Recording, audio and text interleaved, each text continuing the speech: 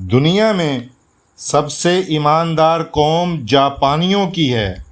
جھوٹ نہ بولنے میں بھی دنیا میں پہلے نمبر پر جاپانی آتے ہیں۔ اچھے اخلاق میں بھی دنیا میں پہلے نمبر پر جاپانی آتے ہیں۔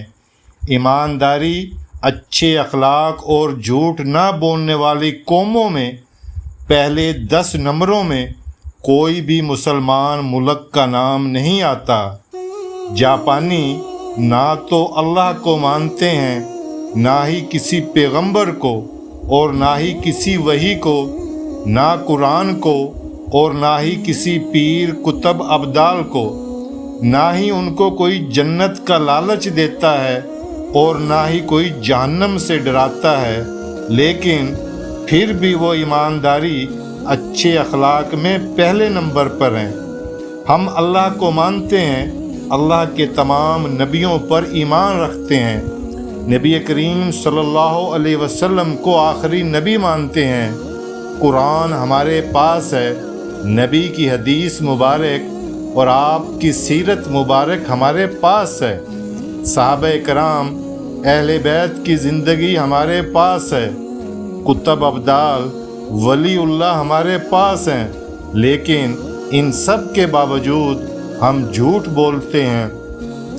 ہم بے ایمانی میں نمبر 1 ہیں، بد اخلاقی میں نمبر 1 ہیں، جھوٹ بولنے میں نمبر 1 ہیں۔ جاپانیوں کو کسی نے نہیں بتایا کہ ایمانداری کرو، بے ایمانی نہ کرو، ہر کسی سے اچھے اخلاق سے پیش آؤ، جھوٹ نہ بولو، کوئی بتانے والا نہیں، کسی کو مانتے نہیں، لیکن دنیا میں نمبر 1۔ ہمارے پاس سب کچھ موجود، قرآن، حدیث، نبی کی سیرت، لیکن عمل صفر۔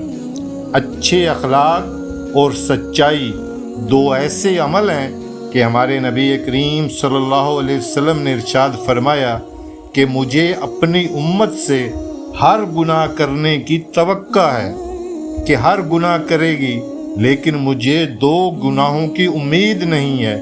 نمبر 1 جھوٹ نہیں بولے گی، نمبر 2 ہمیشہ سچ بولے گی۔